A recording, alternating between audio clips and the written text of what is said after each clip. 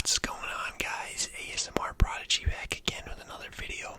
And in today's video, as you can tell by the title, we are doing, what is this, week 8 fantasy review now. And if you look here, baby, oh my goodness, we won last week by a total of not even 0.74 points. If my math stands correct, we won by 0.74 points. We'll go through the stats here in a second, but I am now 3-5. This game was so close for no reason at all. Let's go over, let's see if I remember how to, yeah, here it is. Josh Allen, you guys, I watched this game, and I was hoping Josh Allen did a lot, more fantasy-wise for me. He only got 17.62 points, which is still pretty good.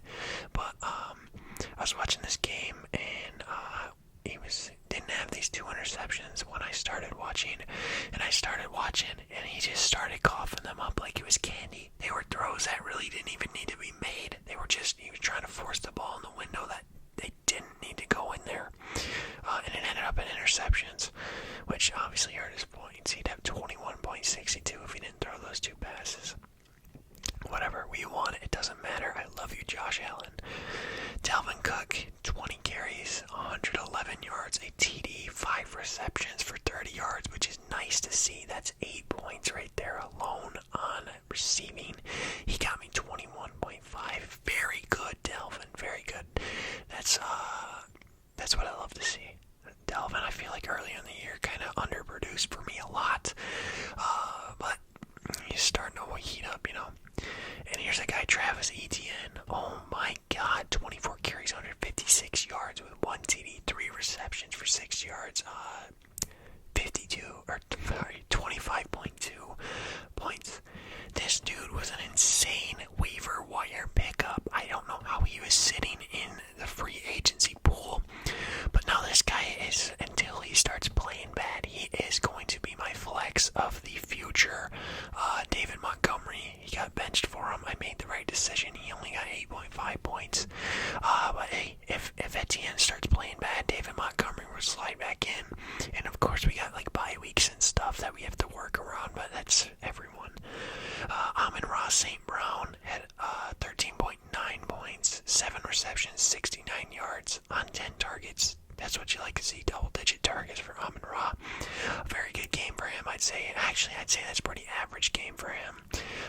But hey, he did it. And I want to point out, guys, every single person on my team scored in double digits, and we barely won. Let's look at it again. We barely won.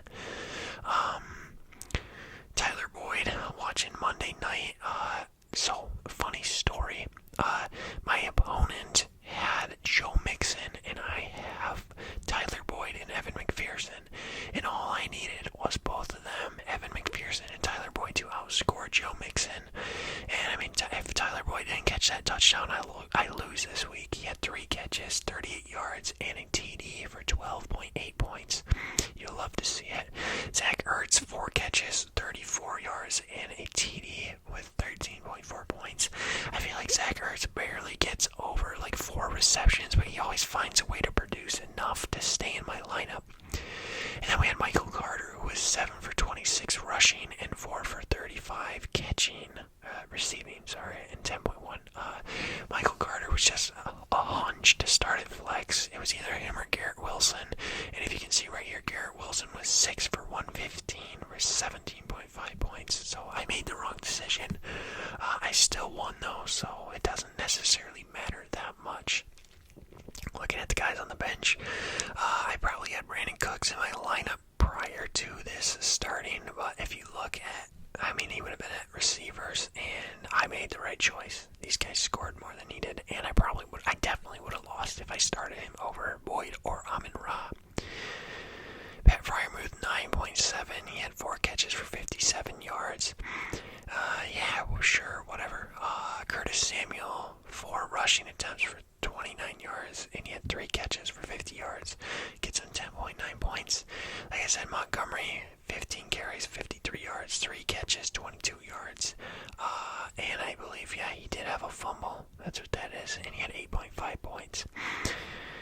Wilson had a very big game, like I said earlier, 6 for 115 and 17.5. McPherson, dude, what was up with this? He almost sold me this game.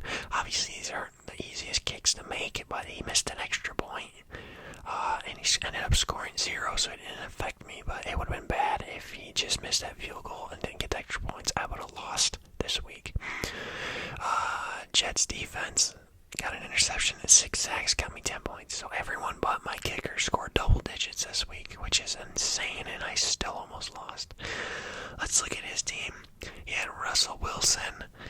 He was 18 for 30, 252 yards, a TD, an interception, and 4 for 17 on the ground. That got him 13.78 points. Joe Mixon, 8 for 27 rushing and 7 for 32 receiving. That's what almost killed me, was the receptions. He had playoff Lenny. He was 9 for 24 with a TD, 3 for 34 receiving, which is 14.8. So a pretty good game, minus the, if he didn't have the TD, it wouldn't necessarily, it wouldn't really be a good game. Cooper Kupp, only 2, that's rushing, 2 carries, 10 yards. He had 8 receptions, 79 yards, and a TD for 22.9 points. Wow. DJ Moore, 1 for 3 on the ground, 6 for 152 and a touchdown, and 27.5 points. 11 targets, and he only got 6. Wow, I got lucky this week. Kyle Pitts, 5 for 80 with a touchdown, 19 points. His team just did really good. I just somehow squeaked it out. Deontay Johnson, 5 for 35 with 8.5 points. His bench, Judy, 6 for 63 with a touchdown, 18.3. Chris Godwin, 6 for 75, 13.5. Miles Sanders, 9 for 78 with a touchdown, which is 13.8. Drake London, 4 for 31, which is 7.1. Chase Edmonds, 4 for 14 on the ground, 1.4. And Brandon Ayuk, 6 for 81 with a TD, 20.1. So he had a lot of big scorers on the bench. You probably could have put him in for Deontay Johnson, but I feel like you don't make that call with any of these guys. Deontay Johnson's a reception man. Brandon McManus, 3 for 3 extra points, and then Ravens defense got 5 points with a fumble recovery and 3 sacks. So yeah, we won. Barely. Let's look at my team, and then we'll call it a video. Kind of a short video here, but I am tired. Here we go. This is the lineup I've set. I said this earlier today. I'll show you my pending move. It's just a defensive move. I'm picking up the Patriots defense and dropping the Jets because the Jets are playing the Bills. It would be not very smart to hold on to them. So here we go. We got Josh Allen, of course, at quarterback. Eckler's back off the bye, which you'll love to see. He's by far my most productive player, and he still is in the number 1 fantasy halfback after his bye week. So even without playing for a week, he still is up in the, he's the best. Dalvin Cook had a great game last week. Looking to repeat that. Keenan Allen, nobody knows in this world if he'll ever touch the football field again, which sucks because, he was my 3rd overall pick. And Brandon Cooks is questionable, my replacement that I would put in for Keenan. So it looks like we might be putting Tyler Boyd back in, or I might give the nod to Garrett Wilson. Who knows? We'll find out. Hopefully Keenan plays. Amon-Ra had a pretty decent game last week. Zach Ertz, he kind of has to play this week. Pat Fryer, Minnesota bye, so he's forced into that role. Etienne, like I said, I'm going to put at my flex until he has a bad game, and then we'll probably rotate David Montgomery back in there. Jets defense will be gone. Even if I don't get that waiver claim, I will drop the Jets D and pick up someone. They're only projected 3.5, and they're facing the 3rd best opponent. Evan McPherson projected for 8. Hopefully he can do a little bit better than last week, where he scored 0. On the bench, Brandon Cooks projected 11.4, which is the same as Curtis Samuel, which is kind of odd to me. Apparently they think the Vikings defense defense is not very good for fantasy wide receivers, or which is very good for fantasy wide receivers. David Montgomery projected 11.9. The thing with David Montgomery, especially seeing now that Etienne is playing so well in Jacksonville, is that Montgomery is splitting carries with Khalil Herbert, and Khalil Herbert seems to be getting the majority of the red zone carries from what I've watched. So that's weary about putting him back in, but hopefully Etienne can continue playing the way he's playing. That would be amazing.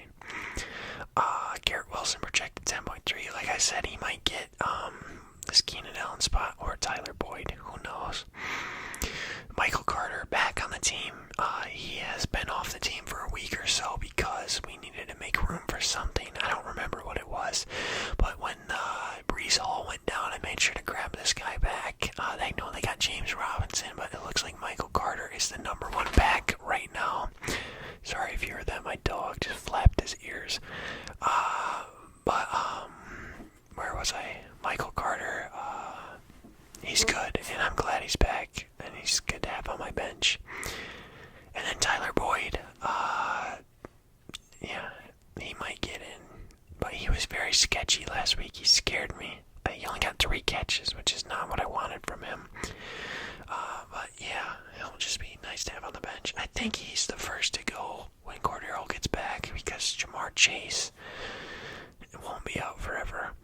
Cordero, I think, comes back after the Chargers game. I don't know. I might get rid of... I don't know. I have no idea. That's a decision for the future.